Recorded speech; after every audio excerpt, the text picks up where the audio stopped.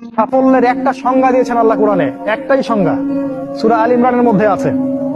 আজকে আমি সব ডিটেইলস বলার সময় পাচ্ছি না। সূরা আল ইমরানের মধ্যে আছে কুল্লু নাফসিন যায়িকাতুল মাউত, প্রত্যেকটা নফস মারা যাবে এবং কিয়ামতের মাঠে তাদের পুরোপুরি প্রতিদান তাদেরকে দেয়া হবে। এখানে আল্লাহ সাফল্যের সংজ্ঞা দিয়েছেন ফামান যুহজিহা আনিন নার ওয়া উদখিলাল জান্নাহ ফাকাদ ফাজ।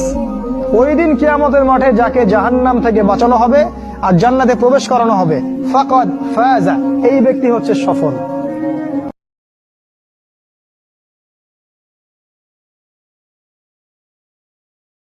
সাফল্যের একটা সংজ্ঞা দিয়েছেন আল্লাহ কোরআনে, একটাই সংজ্ঞা সূরা আল ইমরানের মধ্যে আছে।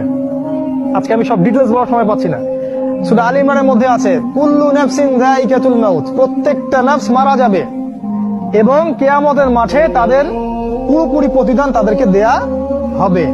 এখানে আল্লাহ সাফল্যের সংজ্ঞা দিয়েছেন ফামান যুহজিহা আনিন নার ওয়া উদখিলাল জান্নাহ ফাকাদ ফাজ।